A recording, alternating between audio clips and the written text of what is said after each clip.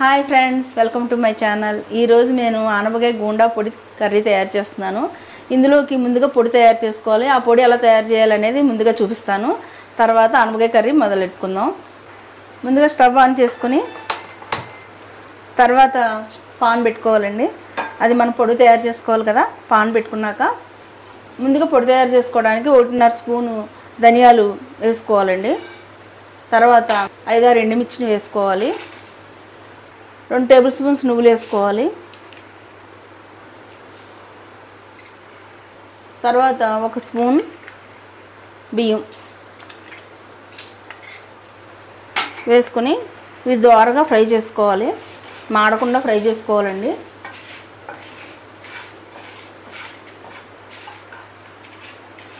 ఇప్పుడు ఫ్రై అయిపోయిందండి. మరీ రోస్ట్గా కాదు, మినిమం కొద్దిగా ఫ్రై అయితే బాగుంటుందండి. మరీ రోస్ట్గా అయితే మాడిపోతుంది కదా, బాగోదు. అయిపోయిందండి, ఫ్రై అయిపోయింది. ఇది పక్కన పెట్టుకుందాం. అంత చల్లారిన తర్వాత మిక్సీ జార్లో వేసుకుని గ్రైండ్ చేసుకుందాం. కచ్చాపచ్చాగా గ్రైండ్ చేసుకోవాలండి. దీన్ని మరీ మెత్తగా చేసుకోకూడదు. ఇప్పుడు చల్లారిపోయినాయండి, మిక్సీ జార్లో వేసుకుని గ్రైండ్ చేసుకుందాము. చల్లారిపోయినాయండి, గ్రైండ్ చేసుకున్నాము.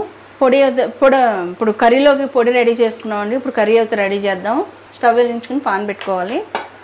పాన్ హీట్ అయిన తర్వాత ఆయిల్ వేసుకోవాలండి.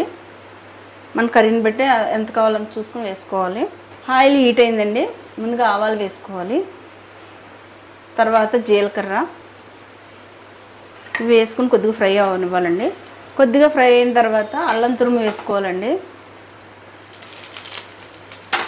తర్వాత కరివేపాకు, తర్వాత కొద్దిగా పసుపు వేసుకోవాలండి. ఇప్పుడు తాలింపు ఫ్రై అయిపోయిందండి. ఇప్పుడు మనం ఆనపకాయ ముక్కల్ని ఈ సైజుల్లో కట్ చేసుకుని వేసుకోవాలి.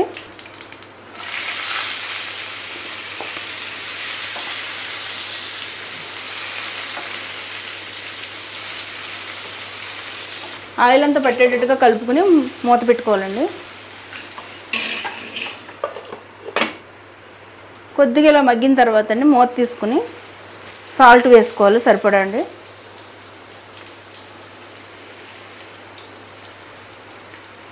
సాల్ట్ వేసిన తర్వాత కలుపుకొని మళ్ళీ మూత పెట్టుకుని మగ్గనివ్వాలండి. సిమ్లో మగ్గనిస్తే బాగా మగ్గుతాయి.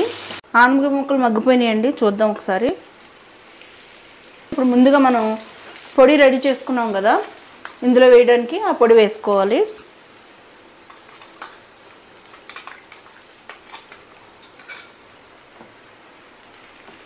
ఇది వేసిన తర్వాత కొద్దిసేపు ఫ్రై అయితే సరిపోతుందండి. ఎందుకంటే ముందుగా మనం పొడి ఫ్రై చేస్తాం కదా, ఇంకెక్కువ ఫ్రై చేస్తే మాడిపోతున్నట్టు అయిపోతుంది.